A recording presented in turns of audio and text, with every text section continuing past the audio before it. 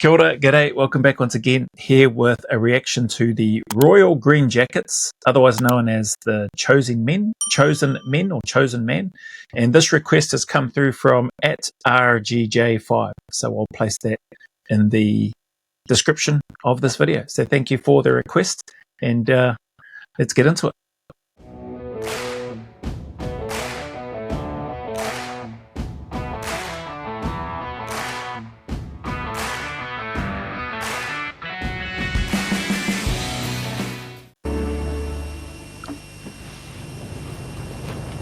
They shall not grow old, as we that are left grow old. Age shall not weary them, nor the years condemn. At the going down of the sun, and in the morning, we will remember them. Calais is one of our proudest battle honours, and it stems from the actions which took place in May 1940 in Calais itself, at the time of the evacuation from Dunkirk of the British Expeditionary Force. At that time, 3 battalions of Green Jackets found themselves in Calais forming a defensive perimeter against the Germans. Orders were, eventually, that the brigade should hold to the very end. And this is exactly what happened. Immer neue Scharen von Engländern und Franzosen mit ihren Hilfsvölkern geraten in Gefangenschaft. Nobody was taken away, and the casualties were enormous. It was, I think, an example of great gallantry, certainly of great sacrifice, and enormous heroism. Calais, the Somme, Ladysmith, Inkerman, Corunna, Waterloo, the Peninsula. Most of our great military conflicts in more than a century and a half are included among the battle honours of a regiment of the Light Division, now called the Royal Green Jackets.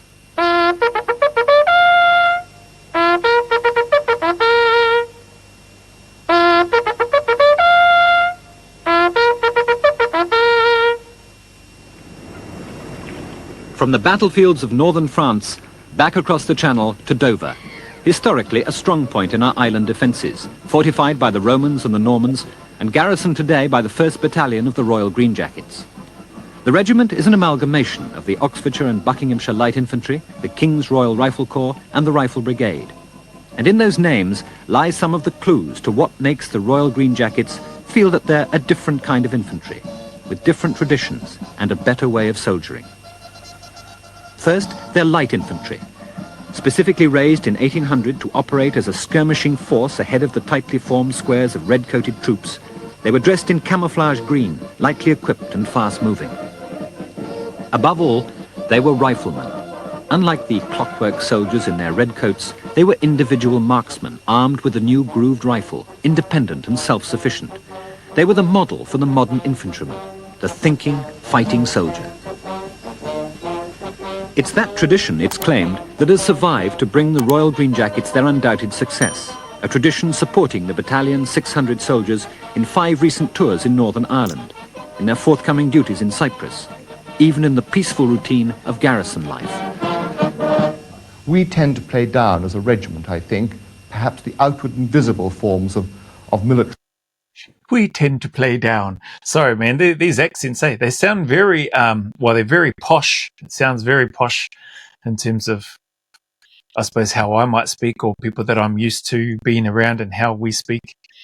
But it always puts a smile on my face, man, listening to it. I don't get tired of it, I don't think. I would probably get tired of it if I was a soldier having somebody speak to me that way all the time. But thankfully, I didn't have that. Life. We like to concentrate on what we think is the essence of our profession. Those are the purely military aspects of it. Ultimately, of course, one is training them to go to war, and one is training them, one hopes, to a sufficient standard that they will be able not only to survive, but to carry out any jobs that they're given. It's, oh, geez, this fella looks young. Sorry to pause it there again so soon. But it's interesting to me hearing the way that these men speak, but then also, like you said, the environment that they're in and training and preparing men to go to battle, to go to war, to essentially fight to kill the enemy is what you're looking to do. And I suppose for me, the not the accent, the correctness, if that's the term, the poshness of the speaking, just to me doesn't match up with the job that you signed up for, if that makes sense. Anyway, let's carry on with this. It's difficult to try and teach somebody of 18 to kill somebody. But basically, anybody who's in a situation where it's them or the other person, you know, he's going to react hopefully in the right way, kill him. If you've been taught to aim your rifle properly, pull the trigger and hit the man, then that's what you do. But as the bullet or the round leaves the barrel, you do not think to yourself, I am now killing somebody. Because if you did, then you possibly wouldn't pull the trigger. When the job has got to be done, then you've got to do it properly. And if you shoot to kill and the man at the other end of my rifle dies because he's doing something bad, then I will not feel anything. You know what? I think those three guys just helped put an answer in my head. The way you speak has got nothing to do with whether or not you can take somebody's life. So you don't need to look a certain way. You don't need to sound a certain way. You don't need to dress a certain way. I think just for me, the voices sounded too kind, too friendly, too nice is what I was thinking. But seeing their young faces that were at least young there, this is 40 years old as well, similar to the Mountain Leaders course, who knows. But listening to them and the way that they spoke then, those last three in particular, the penny just sort of dropped for me. Green Jackets march much faster than other soldiers. It seems they must be different. Throughout the army, this exclusive quality, plus the black in their uniforms, has earned them the name of the Black Mafia. The army has always attached great importance to drill, but not the Green Jackets. Normally, this morning muster parade is the only regular drill they do. But now they're preparing for public duties, standing guard at Buckingham Palace and the Tower of London. And Major Grey Gilbert must make sure that the 3 platoons of A Company, which he commands, are stepping up on the spit and polish. The Black Mafia. Are they black berets? That would have. I think I would have. I liked my green infantry beret. I liked the sandy beret. I think that a black beret would have been cool as well. The Black Mafia. Crack up. The 29 men of number 1 platoon will soon be performing the ceremony of the keys at the tower, a function more usually carried out by the immaculate ranks of the Brigade of Guards. Not civilian yet, Shanahan. Right. I'm a disciplinarian, but I'm not a strict disciplinarian in the traditional sense of the word. We have, in the Green Jackets, a very relaxed form of discipline. Centre! Obviously, if someone goes and does something damn silly, he gets punished for it, and it's quite right that he should. On the other hand, we're not constantly on the riflemen's backs the whole time, telling them to do this, telling them to do that. They're expected to do it with a minimum amount of fuss. You've got, I don't know if it's dust or what, all over the back of your collar and on the back of your sweater. Your silos are coming down as well. We all reckon that we're a class above the rest, you know, we're not by-the-book TikTok soldiers, you know. I've said it before, like... TikTok soldiers. This doesn't. Surely, mustn't mean the TikTok that I'm thinking of in terms of these days. TikTok soldiers. What does that mean? I was going to say by the book. TikTok. Imagine if they had TikTok back in these days. Everybody reckons this is a good fighting regiment, which it is. I like it as it is, you know, the Green Jackets. I wouldn't like to have to call corporals or stand up when the officer comes in the room or anything like that, which we don't do here. Our philosophy, which some people think is easygoing, demands higher professional standards than that of any other corps, regiment or division in the army. Of this I have absolutely no shadow of doubt at all. And if we allow ourselves to slip in this way, we get sloppy, we get arrogant, and we are bad. Bull. And we are bad. So I'm just laughing at the way he's speaking. Not at the standards and or the culture that they seem to have within amongst it. It seems like, to put it bluntly, it seems like an SF culture, like a special forces culture. It's time to work. You roll your sleeves up, you pull your boots up, and you get to work. When you're in camp, or when you're not working as such, it's a bit more of a relaxed approach, and there's a little less formality and all that sort of stuff. So that part is cool to hear. But bloody hell, the way that commanding officer speaks.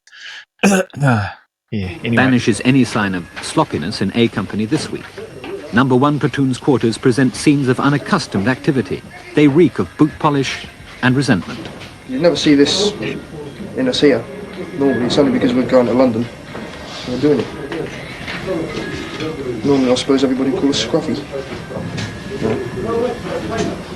This regiment I don't think's a polishing or marching around the regiment. I reckon this is more fighting soldiers than polishing, This is barrackroom stuff, Buckingham Palace all the time, like the guards that are there all the time. It's not for us. Just looking at the photos on the wall. But again, I like what I'm hearing in terms of they're a fighting unit, regiment, and that's what this group of young men have signed up to do, and that's cool to hear. Once it's over, all this be thrown back in the boxes and forgotten about. Nice slow, 112, remember? He's not a young man, the warder. Keep your arms up. But we're going through, we're heading towards Traitors Gate. Nearly through the bloody tower. Right, there we are, now we're going to... At the moment we're drilling most of the time under the sergeant from the Coldstream Guards who's taken the responsibility for training the people for the Tower of London. I think the riflemen are adapting to it. When they're first told to do something, they always complain. But it's all mouth, really. Come on, slow it down. Speed it up. Moya. Of course, having the Company Sergeant Major and Sergeant from the Coldstream Guards down with us, I think the riflemen find it slightly strange. But it's improving their drill. Back to pride! Back to style! On the roll, green jackets, nobody should get in your way! We'll go straight back on the guard mountain procedure, and that should iron out all those little points of marching from Wellington Barracks to that famous place called Buckingham Palace!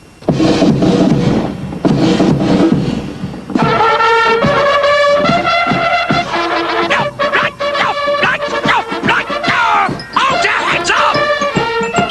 Now you're dressing! It's horrible! Get on your rifles! Hold the rifle in the correct position of the trail! You hold it there like a handbag! I'll come along and break the straps! Now come on, gentlemen, get hold of those swords! I shall start mentioning a few names! Hold your heads up! I shall come across there and punch your nervous system in a moment! That fella's going to give himself a bloody heart attack the way he's going. I don't recall ever hearing any of the NCOs or sergeants or sergeant majors, like, they raise their voice and use their voice when they need to. But that guy, he's like that the whole time. Like, thinking the volume right up here. Sounds like he's straining to get the words out.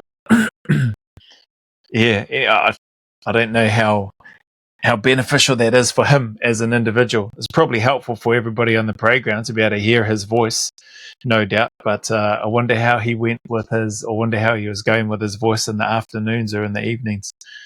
Cracker. The arm parallel to the ground! Get the thumb on the top of the forefinger! The stomach in! The chest out! Look in the back of the collar! Look out! But army life is not just the noisy illogic of the parade ground or the bachelor bonhomie of the barrack room. The Ladybirds Club for Soldiers' Wives is a reminder that over half the battalion are married men living ordinary family lives, or as ordinary as they can be. Lest the riflemen should forget, the colonel forewarns the wives of the battalion's movements. I've asked particularly that I should be allowed to talk to you this evening because it's the beginning of a year and I can tell you what I am planning should happen in the battalion in the year ahead. Now, the first thing I'd like to touch on is public duties, because that's almost upon us. And now, at the end of a lot of hard work, the battalion is about ready to mount guard at Buckingham Palace and at the Tower of London. Now, this is a very auspicious occasion, and it's the first time that a battalion of Green Jackets, a regiment of Green Jackets, has ever been invited to carry out these duties. And if you possibly can, I would ask that you go up to London and support your husband and watch him while he's doing it. and we'll...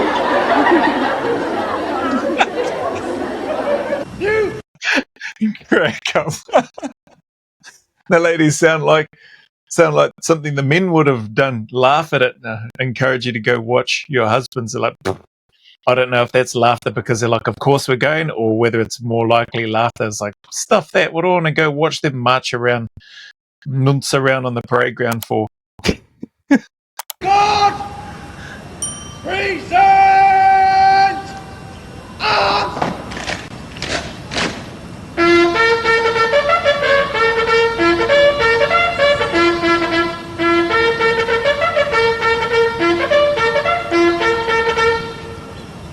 I think it's a great honour for us to do public duties. It's not a thing that I would like to do all the time, but it's something different. And I think for a month, it's probably just about right. We've built up to it, done a lot of hard work, and it's something that one will never forget. And, you know, when you see the Tower of London in the future, you always think that once I was standing there. Oh, God! Oh, God!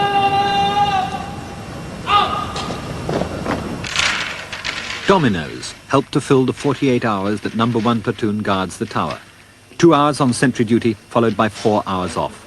A way of life that does not appeal to Rifleman Bill Crosby from Sunderland. This thing is not soldiering. It's a big balls here. I don't enjoy this sort of thing. I'm sure none of the other blokes do, but we're down here. It's not long. You know, you just take it as it comes. Scotland Yard have warned people to be on their guard against possible terrorist attacks following the death of the It's really the same old things, nothing exciting really in here. Pass the time away. Just sitting about when your kid's done, you get sit up playing dominoes card, and you just got to sit there. You don't feel tired or nothing, you know. You just sit in your bed and think about things, you know. I don't think anybody's happy here. But it's better than standing out there for 2 hours. Halt! Who comes here? The keys. Who's king? Queen Elizabeth's keys. Huff, Queen Elizabeth's king, and all's well. Escort to the king. High the sentry. March! The ancient ceremony of the keys. Bill Crosby, the duty sentry, permits the warder of the tower to march on and complete the nightly ritual. Escort to the keys. Out! Guard and escort! Present! Arms! I can imagine they would have hated this. For anybody that's joined to be a soldier, you haven't joined to stand around on a parade ground or do this sort of stuff here. You want to be training and preparing and getting ready for war or conflict or having to deploy, which obviously they've done a heck of a lot of. I think I heard them talking about at the start, deployments to the Falklands or Northern Ireland. I think they might have said, amongst other things. So anyway, this would be painful, no doubt. God preserve Queen Elizabeth! Amen! Back to the shadows of another ancient fortress, Dover Castle, and back to the administrative routine that is such a large part of peacetime soldiering. The 3 platoon commanders and sergeants and the sergeant major of Letter A Company gather for their regular meeting, chaired by the company commander. There are quite a lot of points to get through this afternoon, so if there's nothing terribly relevant, if you can not bring it up, and we can all get away. I was just laughing. A couple of things. I laughed at that last part in terms of so we can all get away. Like, it's probably still like that to this day. Like you don't want to ask questions, or soldiers typically don't want to ask questions because they just want to be cut away or go do whatever it is that they want or need to do rather than sit around in a meeting. But looking at the smoking as well, just the way things were of that time, smoking in the room was just seems like no big deal. It's just the way it was. Wow. Duty is now over. There's a letter here from the commanding officer saying how chuffed he was, how it all went and all the rest of it. And also stating that he reckons that all the drill and so forth had a very good effect on the battalion, which I totally agree with. And he congratulates everyone on the effort and the way it was handled and everything else, which I totally agree with. The next point I want to talk to you about is the company account. And I'm going to be rather arbitrary here, and I'm not going to allow great discussions and so forth on the account. There is a deficit at the moment of £25 approximately on the Boxing trip. Barrack damages is even worse. There have been no levies made for barrack damages now for about 9 months, as far as I can find out.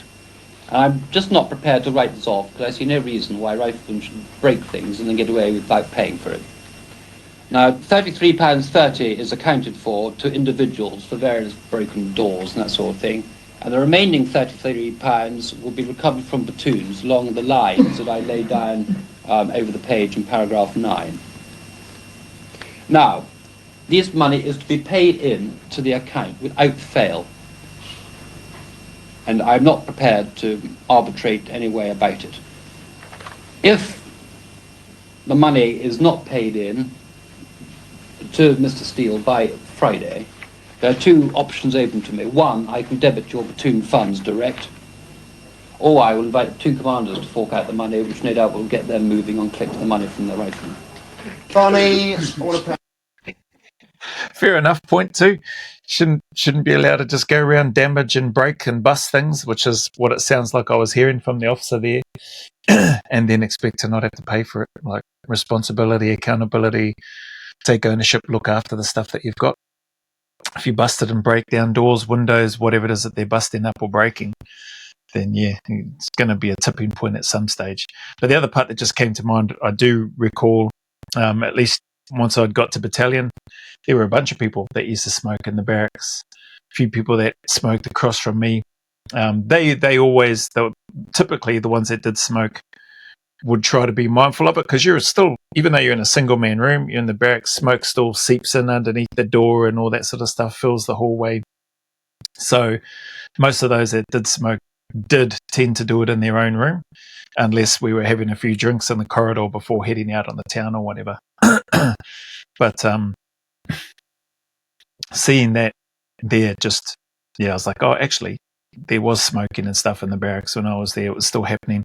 I don't recall seeing it in the company lines, like where all the platoons would meet on a day-to-day work basis. I think those that were smoking typically went outside and smoked, I think, from memory. But there was definitely smoking in the barracks that was happening. It's barrack room damages. Got a checkbook? No, my check's bounced. Go on, go get your checkbook. Make it out for £1, all right? And I'll tell you how to make it out. Go on. Each platoon is divided into 3 sections, and the job of collecting the cash is finally passed down to Corporal Wright and the other section commanders. In good military units, it's noticeable that a curious kind of family relationship develops. Yeah. What's that? Oh, for crying out loud, Barney, what's the matter with all this here? Look at it. You never make a record of it. Where's your book? Where's your book with everything you pay on? God, you make me bloody mad, you do sometimes. I mean, look, how much have you got back in your bank? You don't know, do you? £31. Yeah, how do you know? Tell me how you bloody know. I don't know yesterday. Have you got your book where you put everything in there? No, I ain't got it. God. Yeah, look. Write it on there, and I'll spell it for you. Pay Central Bank, 1 RGJ, in brackets A Company. Central Bank, CENTRAL, Bank, Central Bank. Yeah, 1 RGJ, I'm not going to fit it all along there, am I? Yeah, put it one RGJ along there, and in brackets A Company. Why isn't Mason paid? He hasn't got his check. It's like he's helping one of his own children do that. But central bank, crack up. But he hasn't got any checks left, and he also hasn't got any money. Have you got any rings, valuables, watches? Cigarette coupons will not be accepted. Big Mott hasn't got what? No, he hasn't got a checkbook either. His is at home. Couldn't Barnes do it for him? I suppose he could, but I mean... They're going on leave together. Yeah, but old Barney, I mean, you can't trust him with a cheque anyway. I mean, look at the cheque he wrote out here. I mean, you can hardly understand the thing. And it probably bounced anyway. As I looked at his checkbook and all the stubs are... Yeah. We've just about got 10. Give or take a few. Well, it's just a question of getting it before the Sergeant Major starts. There's the... Sergeant Major already started. Well, I know. OK, we'll get all the money then, which we can get today, and if there's anything that hasn't been... Mr. Smith, he's a platoon commander. He's responsible for the whole platoon, possibly 34 men. But at the same time, he hasn't had the experience that a sergeant has. Therefore, being very subtle, you must give him advice where it counts and show him to follow the right course. There are various things that only a platoon sergeant can deal with, and I would never hope to because I'm too young and too inexperienced. But there are other aspects, like when we're working out in the field, and we're talking about training matters, when perhaps I have the edge. Sergeant Crew? I don't know about having the edge, but you have the rank. Sergeants, man, hard to top them on anything. Advice, counsel, experience, training, feeling the pulse of the platoon, of the sections of the platoon, of how the company's going, But in time, definitely for sure, the officers, the good ones, will listen to and take on board the advice from the sergeants and even their NCOs and the CSM or company sergeant major. Yeah, the beaver's confirmed for this afternoon. Right. I think what we'll do is sort of work out exactly what we're going to do. Right. There are going to be 2 drops. The first one for the enemy, and the second one for the rest of the platoon.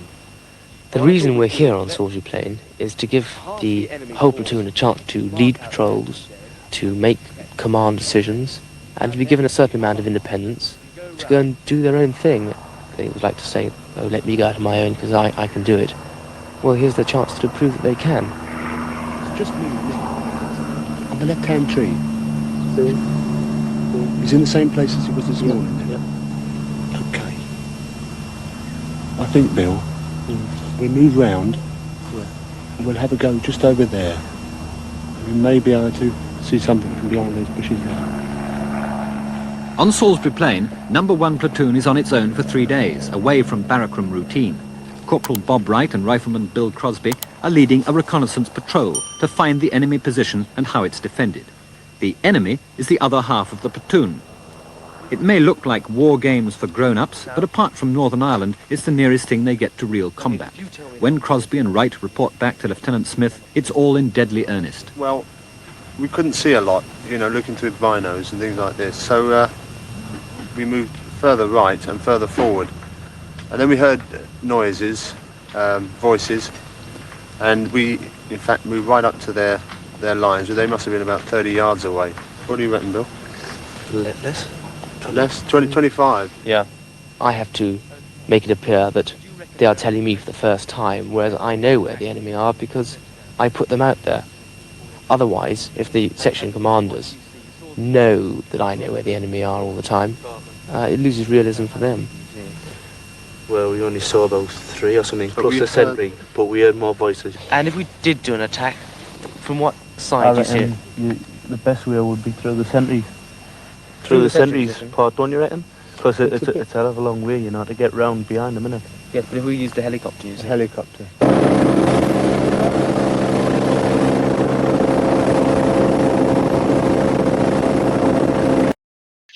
It looks almost like Waiuru training ground, the brownness, deserty looking space, few trees and stuff in and around. Fairly flat, although there's quite a few hills and stuff, but there are parts in Waiuru where it's quite flat as well. This is what we term a counter-revolutionary exercise, rather like a jungle exercise. Our enemy was supposed to be a sort of hodgepodge army who have infiltrated into Wiltshire and who are sort of trying to take over the country. And we've come up from Kent, which is a sort of a friendly country, and sort of trying to get rid of insurgents. I'm just going to pause this here. I've just seen the time. I was getting just sort of drawn in. It's just on 30 minutes now, just over. And yeah, shout out RGJ Royal Green Jacket 5 for the suggestion. What are we? We are 21 minutes into this 50-minute episode. And so far, so good. I wonder if many of the Royal Green Jackets do the UKSF selection. I typically hear about the Royal Marines and the Paras going through and doing UKSF selection. I'm sure there are people that come from other parts of the UK military, but I don't think I've heard of any Royal Green Jackets, just given their mentality and what they've joined to do, the culture that they seem to have in terms of work hard, play hard, by the sounds of things, if I was to summarize it, and that they're a fighting regiment unit. That's what they want to do. They want to be out in the field. They haven't signed up to be in camp or doing guard or drill and all that sort of stuff. But anyway, if anybody knows, feel free to whack it in there. Maybe RGJ might be able to enlighten me with some information there if he has time or if he sees this video at some point. But yeah, cool. So I'll come back, do some more reactions to this. Maybe it'll take me another one or two to get through it, and we'll see where we land, see what happens in the end of this documentary, for want of a better term. So thank you if you made it this far and stuck around. Appreciate your time and support as always, and the message is always the same. Regardless of any challenges, difficulties, trials you may be going through, keep turning up, keep staying in the fight, put one foot in front of the other, take one day at a time. As boring, as repetitive as that may sound, those things work. The simple, boring, plain, mundane, repetitive things, they're tried, tested and proven, they work. So if you want things to get better, I promise you they will, as long as you want them to. The sun will shine again, there are better days ahead, and there is a light at the end of that tunnel. So just stick at it. As always, go always a little further. Remember, who dares wins and who cares wins. And until the next video, there's a big mana wave coming from me to you, filled with my aroha, respect, appreciation and gratitude for you all.